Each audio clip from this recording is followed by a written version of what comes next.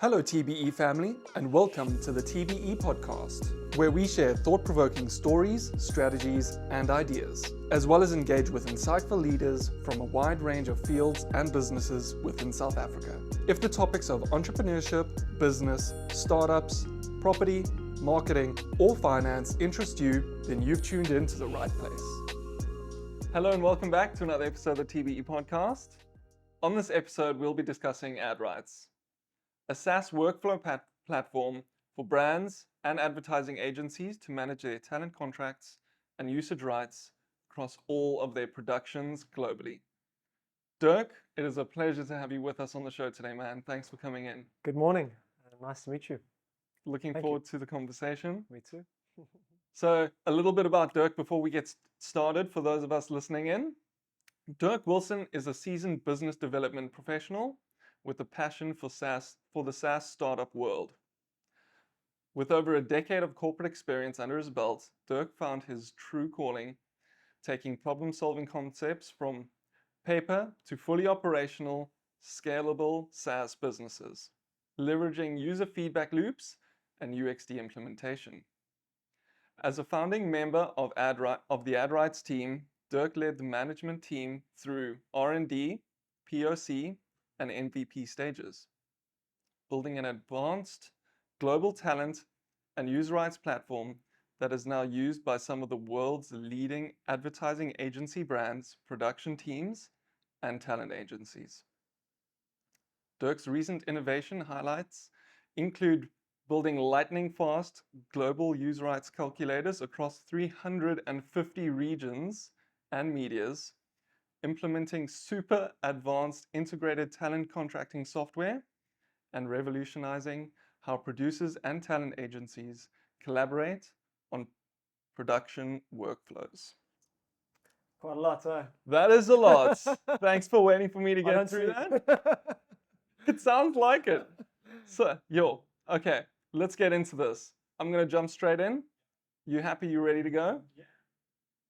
What inspired you to start Adrights, and how has the company evolved since its first inception? So great question. So COVID hit, right? I had a lovely cushy corporate job in the travel industry. Overnight, get a call, there's things happening, gone. A couple of weeks into COVID, and I'm sitting in bed with my girlfriend in the morning. It's a Saturday morning, and we want to go out for a walk, beautiful Cape Town morning. And she's pounding away at this calculator in bed, drinking her coffee, scribbling things down, swearing. And I'm like, what are you doing? And she says, well, I'm doing another usage calculation quote for a production company. And I'm saying, do you have to do all of that to get this number? She says, yeah, look at all these pages. We have to calculate like TV plus bus stops plus ATM screens for these regions. And this is the fourth one I'm doing. And I'm saying, surely there must be a better way to do that. She goes, no, there's nothing out there to help us talent agencies get these quotes to the advertising agencies. Aha. Why don't we create some form of technology which will be used by the advertising agencies and the bookers to calculate? Let's build a calculator. And I failed maths at school. So that's how we started Adrights. So it was kind of coming out of a pain point from a booker's perspective when they're having to get these calculations over to the advertising agencies. That's how Adrights kind of was first conceptualized in bed on a Saturday morning. I find it quite interesting that the solution was sitting right in front of her, right? Yeah. Yo. Well, to be honest, looking back now, a year into that journey, I was like, what have we done? Who on earth thought of the, what have we done? This is just crazy. When you look back and you've done the work, it's a little bit easier, right? You're like, well, we've achieved what we wanted to do. That's why no one's done it. It took level 5 lockdown, locked in rooms for months, just pounding away at our keyboards, building these calculators. And I don't think anyone would have done that in their right mind. So in a way the world was at that moment gave an opportunity for something to be born. Yeah. Otherwise, no one would have done it. Locked in together with a problem, with all the time you need to solve it. Yeah, screaming at each other. So it was a beautiful, very interesting journey looking back on that now. But that was the early stages of the business, and we pivoted quite soon thereafter that, yeah.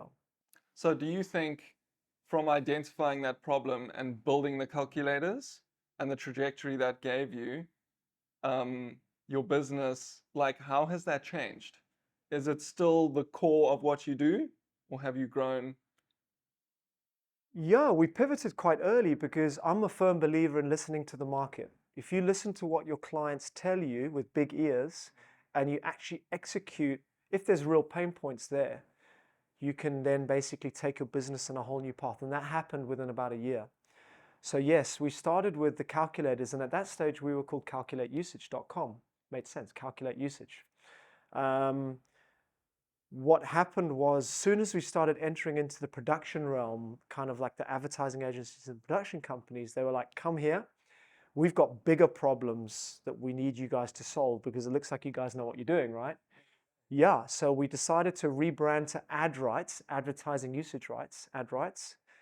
And one of the bigger pain points in the advertising production realm was talent contracts were an absolutely frustrating process for producers to do. And when you looked under the hood of that, you can understand why.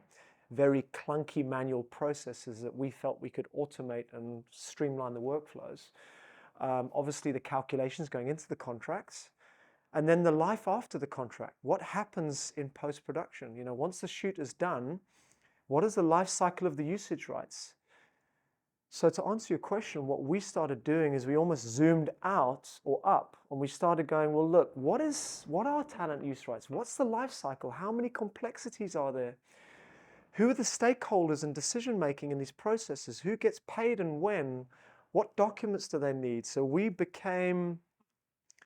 wanted to become absolute experts in that silo, and we thought, this is our niche. This is what we're going to do, and we are going to become the world's best use rights management platform.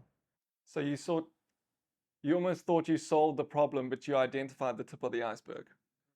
100%.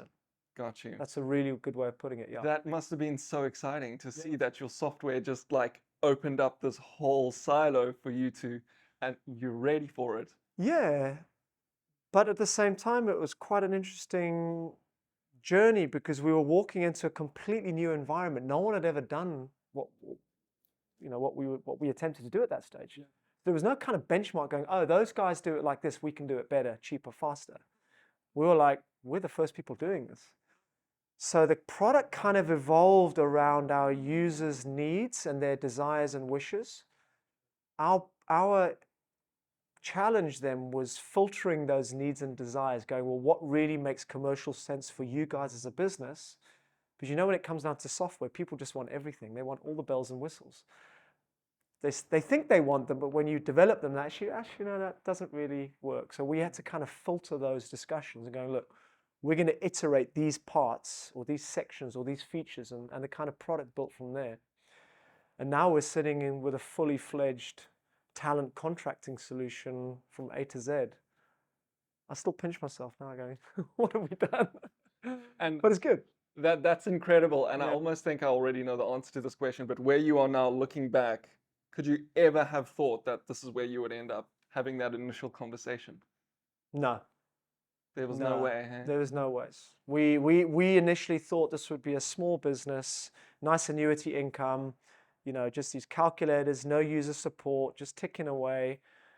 But I'm very ambitious, so I thought, no, let's go for this. Let's put two rockets on the side. You know, and at that time it was quite challenging for me because, you know, when you're a startup, you're not making money, right? And I was getting job offers and stuff like this, and I'm like, do I believe in this, or do I take, you know, that corporate job which is going to give me the security? And you know, when we're coming out of COVID, everyone wanted security, right? So I had to make some very hard decisions, and I doubted myself along the way, of course, as you do. So, but yeah, I would like to just touch on something you just said, because I know it's a hard question to ask. Like, you've got a great offer, you know you'll be financially secure if you go in this direction, but your level of belief took you in another direction.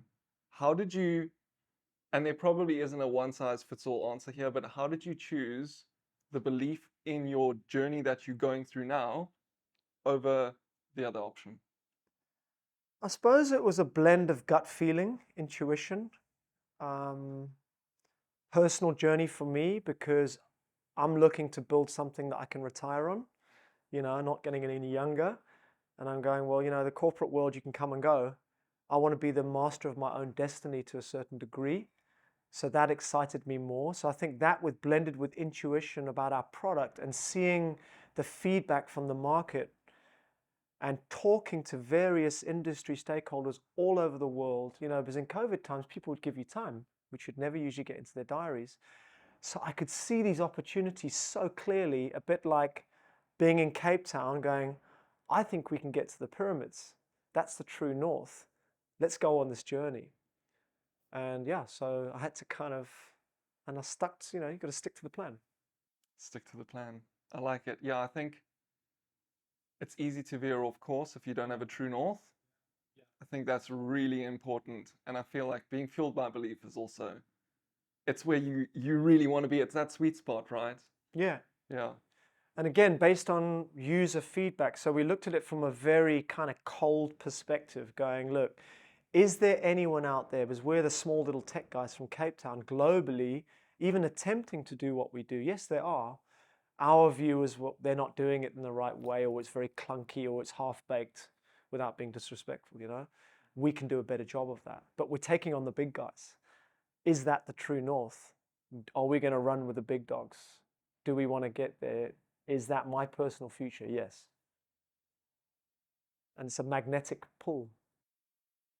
You said earlier there wasn't really anybody in the industry that had a product you could relate to say they're doing a good job, let's tweak our product, let's develop it more, let's go this way so we can differentiate.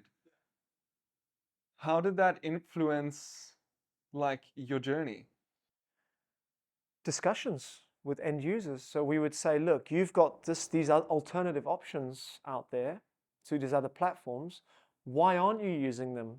What's your frustration point? Why are you using them? Ask all those questions. Don't always assume.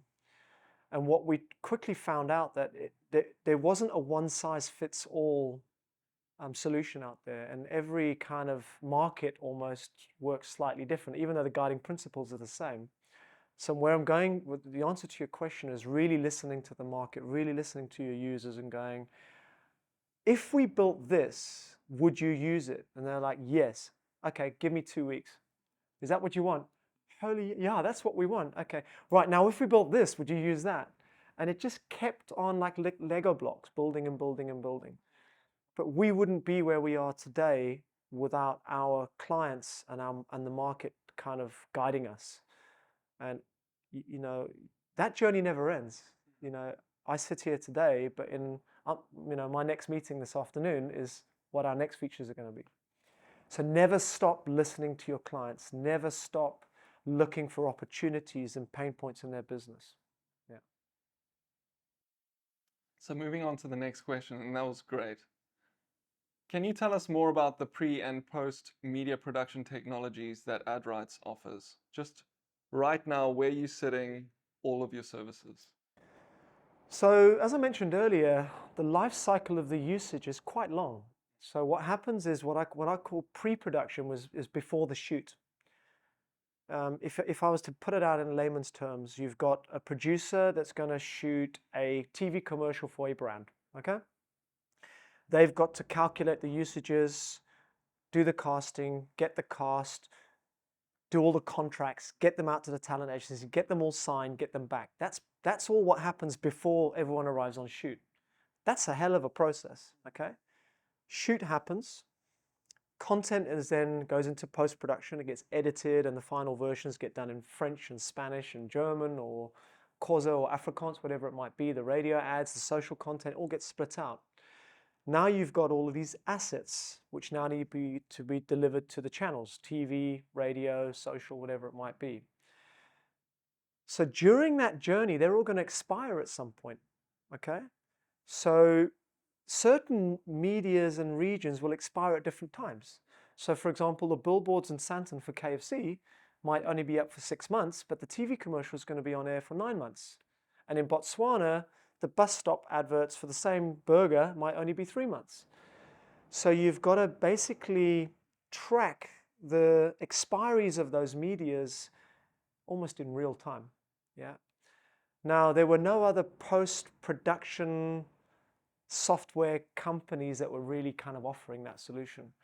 Then when it comes to the expiry of it, they might want to renew it. So the usage gets extended for a further period. So what has to happen then is the producers go back to the client and go, do you want to renew that KFC advert, for example? It's going to cost you X, Y, and Z. They need calculators to calculate the renewal based on the data that's in the contract that's been generated through Adrights. So essentially what I'm trying to say is the life cycle of a usage is extremely long. It can be 1 or 2 years even from the original usage. No one really out there saw that. That's what we saw, or we see. So you streamline that entire process, and how, before being able to use your platform, how long was that renewing the rights of a specific media? Does that take a long time? Is it a complex process? It was fairly interesting, because what would happen is the producers would typically go back out to the talent agencies and go, you tell us how much it's going to cost to renew. All right, now if you think about it, you've got the buyer asking the sellers to give them a quote for something they're going to pay for. We looked at that and go, well, hang on, why don't we give the technology to the buyer to calculate the usage right there, look at the contract information and almost automate it, right? So that's kind of where we want to go, right? Because that didn't make sense to us, right? Why is it doing that process? What was happening is you were getting the talent agencies also sometimes giving the incorrect calculations, because they're waking up and they haven't had their second cup of coffee yet. They make a typo and they give the wrong quotes. That can hurt that talent agency quite a lot. The comma or a zero out of place can make a big difference, right? Correct. Exactly. So we believe in trying to make a fair, if you've got if everyone's singing off the same hymn sheet, there's less human errors. Yeah. People are getting paid fair. People are not losing money. And that kind of sits well with me.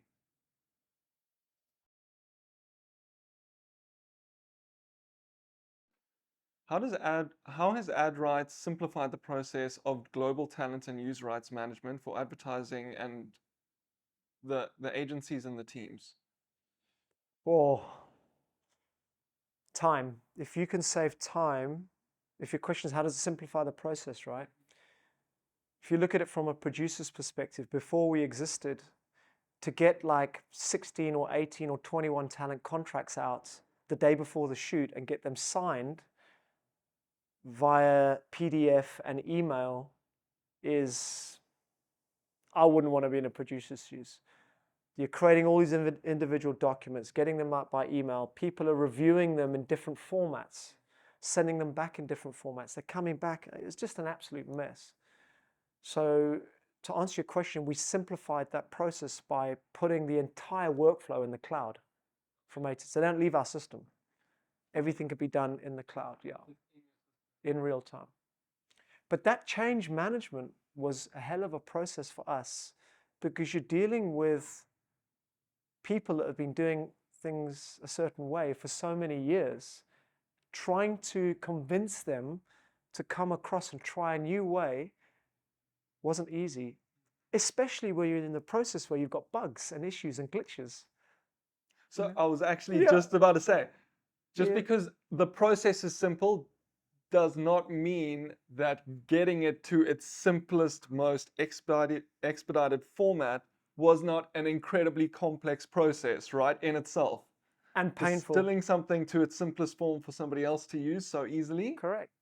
You learn by your bugs and your glitches and your issues, and your clients phoning you back going, the button doesn't work. I've clicked that, and you're like, oh my God. But you know what? That's why our development team is world class. My advice to any startup founder that's building a SaaS solution is make sure you and your developer are on speed dial 7 days a week. And without our developers having a strong team behind us, we wouldn't be where we are today. So a lot of kudos go to them for fixing those bugs. Yeah. I'm at a restaurant at like 8 p.m. and I'm like, excuse me, I've got to take a phone call. I'm on the developer. Listen, fix it. Friday night, they're fixing stuff, and you've got to fly like that. But that's part of the journey. That's looking back, it's the fun part. That's it. At the time, it's extremely stressful and painful. The most stressful moments and these like problems that just come from far left Yeah, right into your way, and you need to solve them now. They make the best stories. correct. The best. And they also the best lessons, right? They strength. 100%. I'm sure that's why your platform is so incredible, because you've managed to solve so many of those. Yeah, 100%. But relationships too, hey? You know, you've got to build relationships with your clients so there's a trust, because when, you know, they didn't know us from a bar of soap, you know, and so you've got to build that trust over time, going, don't worry, I've got your back. We know that we're going to fix that. It's fixed. Oh, thank you. So relationships are extremely key. No matter what you're doing, relationships are literally the core of everything in business. Yeah, most important. You mentioned your team. May I ask, do you have like a global team? How big is your team? I'm a huge fan of Eric Ries's Lean Startup. So my vision for this business from day one was, how can we be as lean as possible? For a scalable business, you want to have less bums on seats. If you can automate all these processes, you know, a fantastic business would be 3 people Yeah. and I have 1,000 clients, and you just get high profit margin, right? Great for investors. So all of that stuff. So that's always been my challenge, is trying to scale this business with a lean team. That said, we made our development guys our partners in our business, which makes complete sense. So your cost of build comes down because your developers are sweating and they're in the journey with you. So we've kept our team quite lean. Our lead developers are here in South Africa, in Cape Town, but they've got developers in New Zealand as well as the UK. But they're kind of guided from Cape Town, yeah. Ironically, my partner sits just around a corner, but we hardly see each other. Phone, WhatsApp, Zoom calls, yeah. I mean, in today's world, you can probably see someone across on the other side of the world more frequently than you can see your neighbor, right? Yeah. It's crazy. Yeah. Because, you know, every hour developer sitting in a meeting like this, they're not coding. It's costing the business. Yeah, meetings need to have purpose behind them, and the purpose needs to get carried out and executed. Otherwise, there's no point in even jumping on a meeting. Time is literally the blood flow of business. 100%. Now, to bring it back to your question as well, you know, you've got to have a personal relationship with your developer as well. You know, we're fortunate because our developers, our partners, have a good business head on them as well. So when they're looking at the code or new features, we always look at, well, what are the guiding principles of the monetization of what we're building? Does this make financial sense for the business to do it this way? Will this generate more revenue? You know, instead of just building features for building features, it's not always, you know what I mean? So we have some interesting conversations with our development partners around that. So I like this question, and I think we've touched on it a little bit. Can you walk us through 1 or 2 examples of complex problems that Adrights has solved for producers and bookers using your technology? We've gone through simplifying with the time. I suppose it's kind of nice when you see an interaction on email between a talent agency and a producer, and the humans have got it wrong, and our system got it right. That must be so satisfying. Yeah, it's like, oh my God, yeah, it's kind of like case when humans get involved. That's why calculators were built, right? They just spit the number out. They do. So I suppose that's one of them. I do think, well, I know when I see producers coming back to us and go, oh my gosh, I saved like 7 hours on my talent contracts by using your system. This is amazing. That's huge, Yeah, eh? time saving. Yes. So we've really focused on that. So everything we do, every iteration we do, it's like, are we shaving 10 minutes? Are we shaving 5 minutes? Are we taking away 30? Can we do that in 1 click versus 4 clicks? Yeah? So Every second your platform saves for someone, they can invest that time in a more important task to get the job done better, right? correct. That's amazing. There's so much technology out there that at a glance you think it's doing an exceptional job, but when you actually plug in and then you investing time in using it, you only find out then if it's worth the time. Yeah. And I think if you see feedback from people saying, saved me 7 hours and it's done an excellent job. It's doing it better than I could do it. Yes, That is just great Yeah. feedback, hey? it is. Yes. But there was some pain getting there, as I mentioned earlier, Absolutely. when things didn't go right and then Yeah. it took a little bit longer and you're like, relationships? Relationships. Yeah, so it's, But I think a pain's part of the process, and it makes that message even sweeter when you read it, knowing what you've gone through to get here. correct, Yeah. correct. And I truly do believe that where we're sitting right now is the future's looking pretty good. If we can keep going on this trajectory. You know, we now want to move into Europe, for example. That's the next phase for the business. Okay, so you are here in Cape Town. Is this your only office? Correct, yeah. And that'll be your next. Why have you chosen that location? Well, in Europe, we've done quite a lot of research. We've spoken to some key stakeholders. We've had a couple of the huge brands that shoot constantly globally have now contacted us going, look, we're interested in your platform. It's a time-saving compliance tool. So we now need to be in Europe to go and basically start harvesting those markets. Of course, from a South African startup perspective, to now be earning in euros and Very dollars and exciting. pounds is Yeah. great. So yeah, but there's an underlying motivation as well, is because the way usages are facilitated in Europe is very similar to South Africa. So the kind of entrance into those markets will be quite seamless for us.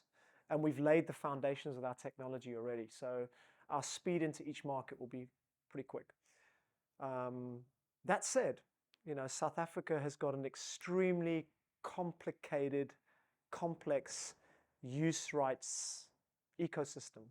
Way more complicated than Germany or UK or Perfect place to Yeah. build your platform. so we've we built it in what I believe is probably outside of the US the most complicated use rights market, because there's all these different frameworks. Yeah. So, yeah, that's like build it so it's robust and works in the most complex environment. Take it somewhere else, right? That's amazing. How did people overseas hear about your platform? Word of mouth. Because if you think about the chain, you've got the brand and you've got the ad agency and then production, which might be one or two, and then you've got the talent agencies. So the more your product is being consumed by markets, because we're in a global market, right? Yeah. You know, Cape Town specifically has international shoots here all the time. So these clients are hearing about our software through our local vendors. So it's starting to get out there now. That said, I haven't had much time, but I've carved out time to reach out to key influencers around the world and have discussions with them as well and say, hey, we are here, let's talk. I think it's so easy for someone to experience something and complain about it. When someone experiences something and talks about it, how great it is, it takes, for some reason, so much more energy. And the fact that people are using your platform and saying this is great and talking about it across the ocean, Yes. that is exciting. Correct. That's where every startup wants to go, Yeah. almost, right? 100%. You know? I know feedback loops are so important for you, and it's been like a core part of our conversation. For people that almost want to connect with their customers and create a feedback loop that works like how great yours has worked, how would you maybe give them a bit of advice on what you've done well and how Like they what could you and I are implement doing it? now. You know, you sit around a table and you go, look, there's this certain part of your workflow. What's frustrating to you about it? Or what in our system, what frustrates you about this? And they go, oh, well, the button should be blue. It should be up there. Okay, well, if we put it there and you clicked on it, what happens next? Well, I want it to take me there. Don't take one person's advice on that. It's a bit like wine, right? You drink a glass of wine and go, this is the best wine ever. No, I bought it for 40 rand down the road. Ask 4 or 5 people the same question and then try and correlate the kind of common denominators across those 4. I've learned the hard way by Gotcha. doing that. So feedback loops, ask more people. The more people, the cohort, bigger the cohort, the better. But not too big, because then you start going, well, okay, it's 60-40, now what? So at some point you've got to kind of go with your own intuition and going, well, I think this is the way forward based on these conversations. But have the conversations and make it about the user, not you. It's all about you, not us. What they need from your product or your service, how you can serve them best, Correct. take those insights, Yeah. use your intuition, move forwards. For me, it's in a way, it's so simple. It's like give people what they want or what they need, even if they don't know they need it, you show it to them. Give fantastic service, great relationship, make it cost effective. If you can just keep that mantra going, you probably will be successful.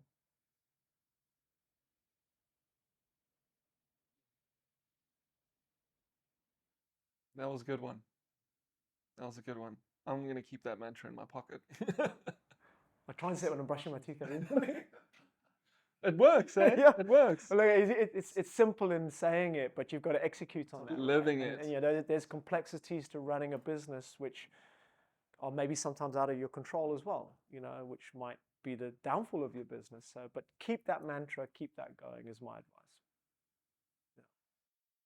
Do you have any new features on the way that you can talk about? Yes, we do. We have a long vision list. We definitely want to start working more with the brands and delivering more value to them globally. I see huge opportunity but not discarding our current client base, seeing how we can bring everyone into one unified data workflow. So yeah, very much the brand focused globally. Yeah.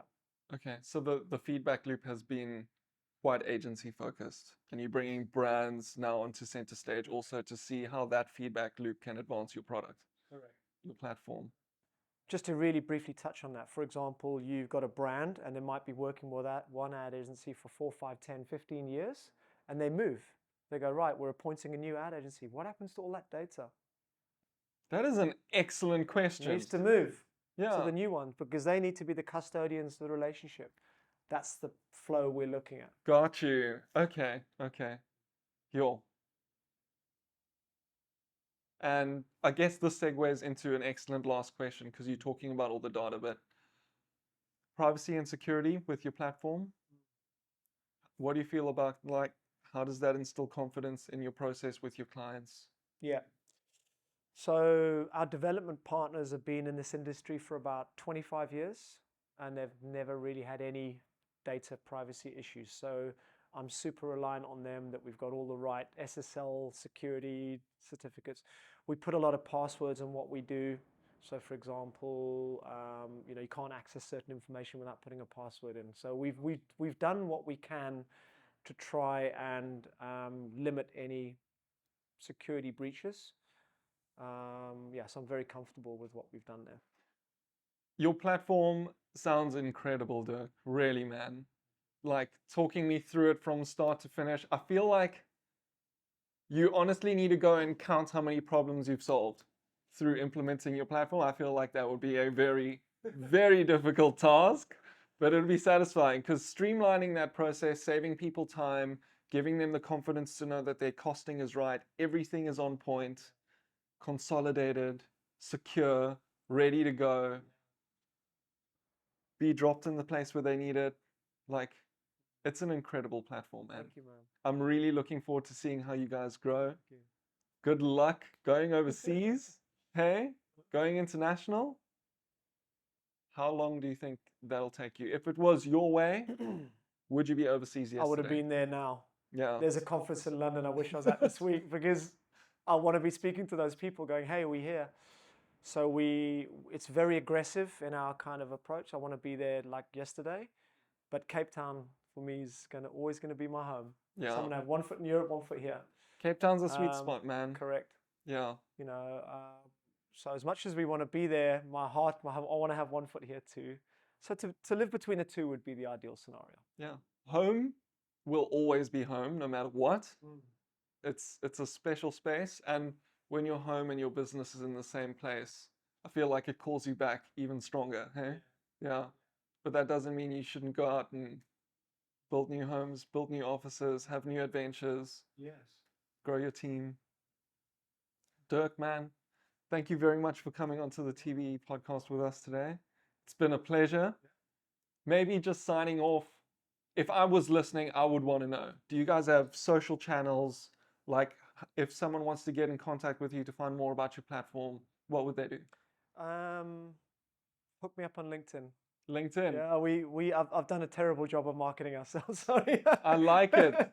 I'm a fan of LinkedIn. Yeah. It's the best social media platform. Sorry if I disrespected anyone listening, but LinkedIn for me is the best. Yeah. Drop me a mail. We haven't done any real. We got our website and LinkedIn. We've kind of been flying under the radar a little bit until we're ready to really go. So Dirk Wilson on LinkedIn. Correct. Got you. Thank Okay. Dirk, thank you so much for your time, man. And from all of you listening, catch you on the next episode.